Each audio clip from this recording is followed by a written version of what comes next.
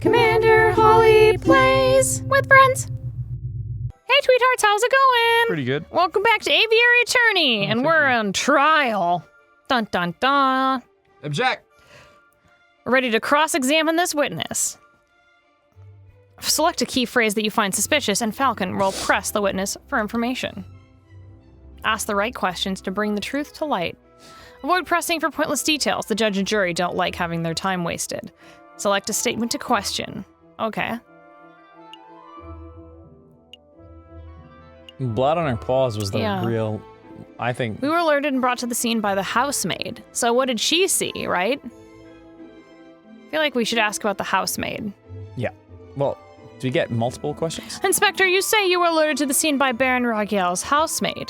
That is correct! What was her name? Ask him that, I guess.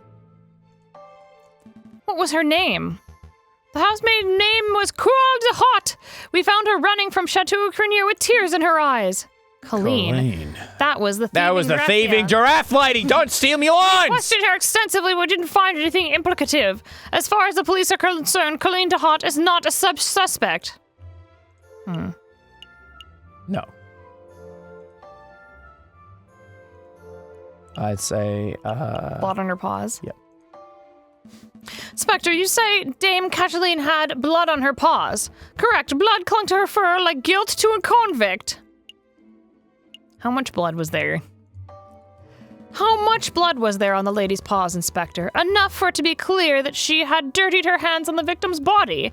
We noticed blood under the suspect's nails, around her fingertips, and even a little around her mouth. Oh, it was from the steak. It was from the steak.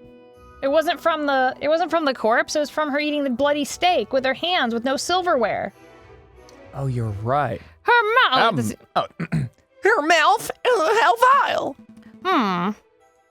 No, it's the steak. Can I go to my evidence box? Go to the cutlery. Cutlery is the right one. I wanna. There was no blood. But I have evidence. Yes. Whose blood was it? I guess you show evidence at the end, right? Mm-hmm. Whose blood was it? Oh, what a question. It was Monsieur Grenouille's, of course. How can you be so sure?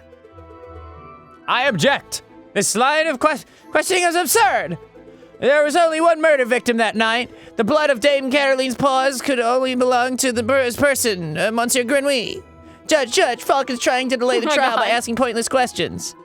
I'm afraid the prosecution may have a point, Monsieur Falcon. Do you have any reason to suspect the blood belonged to someone else other than Monsieur Grenouille? Yeah, I do. I do, Your Honor. Actually, I have more than a suspicion. I have evidence that the blood on Dame Cataline's paws had nothing to do with the murder. This is foolish, time-wasting of Falcon. If the blood on the Dame Cataline's paws didn't come from the victim, then where did the blood come from? The steak! Well, you could go... Yeah, there you go. On the evening of the murder, Dame Cataline ate a bloody rare steak. In a matter of speaking, I do suppose it could have been the steak was on the menu. Then, Inspector, would you acknowledge the possibility that the blood on the lady's paws did not belong to the victim, but to the steak? Well... Wait, don't answer that, Inspector. It is a possibility. No! Oh, intriguing. Oh, pretty convincing. You gained a little favor with the jury. So, Inspector Verlerty, is it possible that you arrested an innocent bystander simply for being a messy eater? No, hold on, Falcon, just 1 minute. Yeah, you're overlooking something. Dame Cataline is elegant. Bourgeois kitten. She is no doubt brought up with a flawless etiquette and perfect table manners. At the banquet, she would have eaten with a steak. We got caught him out. Would have eaten with a fork in her left hand and a knife in her right, like any proper civilized animal. How could she have possibly gotten blood on her paws in such good manners? Oh, that is a good question, or at least it would be at any ordinary dinner banquet, but as it happens, something was missing from that particular banquet. Something that forced Dame Cataline to eat with her paws. Silverware!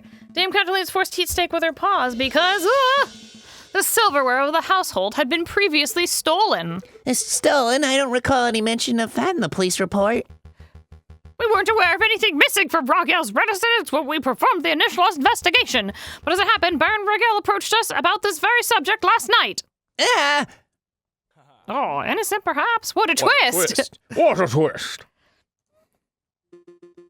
What is the meaning of all this? Bloody steak, misplaced silverware? Inspector, your investigation's so lax that you overlooked these basic facts in the initial report? Lax my investigation? Judge, I assure you I am the most thorough investigator offer on the force!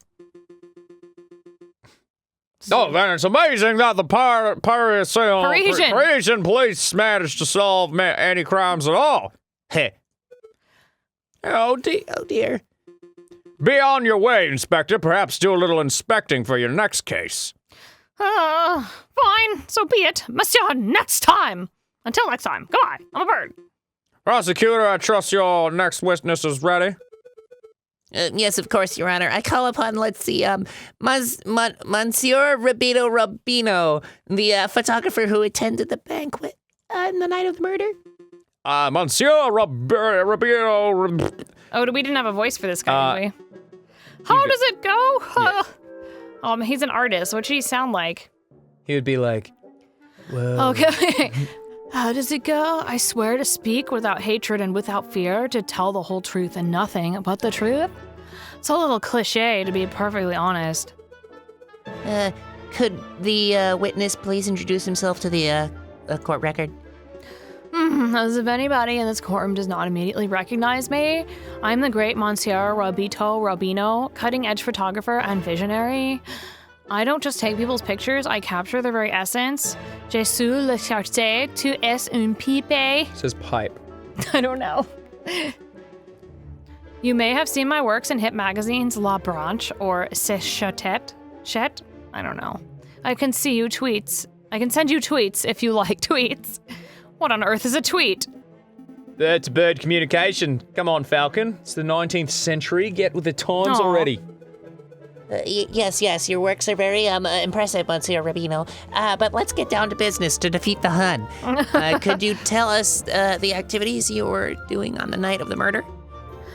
Very well. I was hired by Baron Rogel to capture the evening's events. I arrived at 7:30. I pointed my camera and captured the beauty of the banquet in one fantastic photograph. Then I billed Baron Rogel and left. Like a true artist. And in regards to the photograph itself, who did you photograph? Thought you might ask, so I brought a copy so you could see all for yourself. Oh, very good. Let's have a closer look. It has fucking hands on the clock! Hands on the clock! What does it say? 6? Wait, that's 6. That's not 7:30. Oh, no, it's 7:30. It's 7:30. Right? Is it? Wait, hold on. 6, 7. It looks like 7:30. It does look like 7:30. But still, why were the hands of the clock there for the murder? It looks like it was put there for the sake of they put the hands there for the photo. The photograph was faked. Yeah, it could have been faked. Yeah, basically. So it gave them an alibi. My word, this is an exquisite picture, isn't it? So let's see, who do we have here? In the middle, we see Baron Royale, the lion who hosted the event. On the left, we see Senor Puritan de Meow, the father of the defendant, Dame Cataline. And finally, we see the housemaid, Colleen de Hot, who I suspect may have snuck into the picture uninvited. As you can see, the two people are clearly absent from the photograph. The first is the victim. The second is the defendant, Dame Cataline de Meow. Quite suspicious, wouldn't you agree? Just a moment, Monsieur Rabbington. This proves nothing. So the defendant and the victim were not photographed with the others. That doesn't mean they were in the garden together at that point. Hold your horses, Falcon. I'm not done yet. The prosecution may continue. Behind the photograph subjects, we see a wall clock with the time. Behind the photograph. Behind the with wall clock with the time 7:30. Now, why is the time significant? Well, as Inspector Voltri told us earlier, that was the exact time the murder took place. Oh. Do you see, Falcon? Every suspect has an alibi at the time of the murder, save for Dame Cataline herself. Falcon, something's fishy. in jail cell. Dame Cataline told us that she was present when the photograph took place, but I don't see her in Rubino's photo. That's true, but I can't use Dame Cataline's testimony as evidence. It has too little weight. If I want to prove that Monsieur Rubino's photograph is not a valid piece of evidence, I will have to dish out evidence of my own. Your Honor, I would like to cross-examine the witness. Very well, the defense may proceed. It's a waste of time if you ask me. Photographs are rock-solid evidence. All right. So we need to get him, 7 p.m. Yeah, 7 p.m. Right? Yep. Yeah, right at 7 p.m. and took the photo. It's 7:30 there. Yeah. So yeah, cross-examine that. And there's fucking Monsieur hands. Rubino, you say that you arrived at 7 o'clock. Give or take, oh, well, that's not his voice. Ugh, give or take a couple minutes, yeah. How do you know?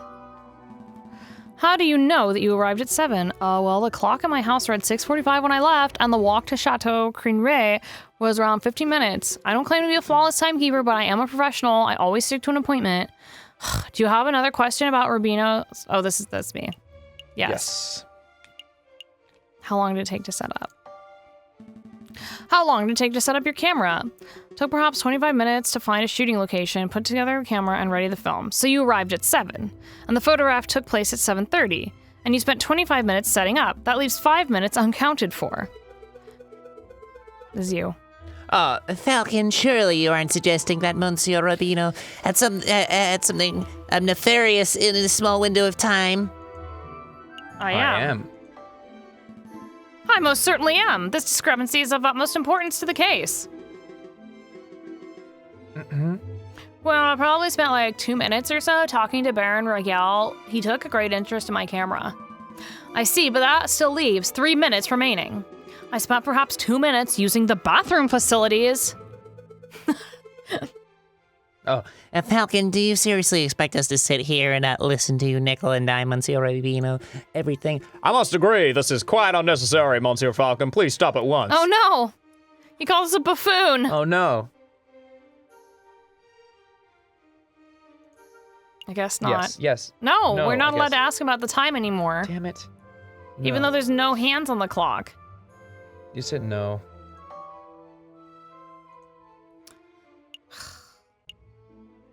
Should we ask about the that we could. Yeah, that might bring it to light. Oh shit, I'll notice. Yeah, take a closer. Oh. I see a mistake in the photograph. Just to clarify, Monsieur Rubino, photographs are a direct reflection of reality, are they not? That's correct. The photograph process leaves no room for bias or inaccuracies. This is most curious because I see a mistake. Ugh, a mistake? Impossible. I just told you. Monsieur, the camera is perfect, unbiased device. The photographs it produces are flawless. Falcon, I'm not seeing any mistakes. Perhaps you could be more specific. Certainly. Yeah. The clock in this photograph, there is something not right about it. Isn't that convenient? The defense sees something wrong with the key piece of evidence that implicates his client. Don't give me that cocky tone, Monsieur Rabington. Oh, you want to I have evidence that there's something wrong with the clock in that picture. Yeah, the hands. The photograph clearly shows the clock's hands pointing at 7 and 6. That is self-evident. Which is most curious because the clock in the lounge of Chateau Seigneurie has no hands. It has no hands? The clock is merely a decorative piece, a talking item. Feel free to ask Baron Rogel or his housemaid if you have doubts. Monsieur Rubino, how do you explain this discrepancy? Oh no, he's sweating. I don't know. There must be some kind of mistake. My camera's flawless. There is no mistake, Monsieur. Your photograph depicts something that does not exist in the real world. Maybe there was an error in the printing process? An error precisely where the clock's hands should be? Please, Monsieur, don't patronize us. Allow me to offer a more plausible explanation. You, Monsieur Rubino, edited the photograph. Oh my god, like edited? I'm no expert, but I suspect that you used paint or ink to carefully put hands on the clock. It would have been a simple task, considering that clock face was bare. One could even speculate that you specifically chose to include a handless clock in the photograph just to simplify the editing process. Oh my god. Falcon, your reasoning is absurd. Why would the witness do such a thing? Is it not obvious? By showing the photograph to have taken place at precisely 7:30, it clears all the photograph subjects of suspicion. In other words, Monsieur Rubino created a perfect alibi. Oh no, he's sweating. Of course, this refuses further questions. Who is the witness protecting? And why was Monsieur Rubino coerced, bribed, threatened? He's sweating. Enough silence. Let's hear some answers, Monsieur Rubino. Oh my god, fine, you got me. I'm like guilty. I did it all. You did? You're confusing you're confessing the murder of Monsieur Grenouille? What? No, that's not what, no. I have no idea who killed the frog. I'm just admitting that I'm guilty of producing fraudulent photographs. I was ordered to make changes to the printed photographs, and yes, that included adding hands to the clock. You were ordered by whom? I am not going to tell you. Monsieur Rubino, I strongly advise you to answer the defense's question. You have pledged to speak without fear, after all. With respect, Judge, I fear his claws more than I fear the punishment of the justice system. I shall name no names. I thought this looks... Sorry. It's claws. You hear that, Falcon? That is most unfortunate. Monsieur Rubino, we cannot and shall not torture names out of you. We don't live under a Asian regime, after all. But since you have admitted to falsifying your evidence, we cannot keep you on the stand as a witness. Take your leave. You shall be charged with perjury in due course. Oh, no. I can't protest. That's the least I deserve for my failure as an artist. Good day, monsieurs. Intriguing. Very convincing. I'm pretty convincing.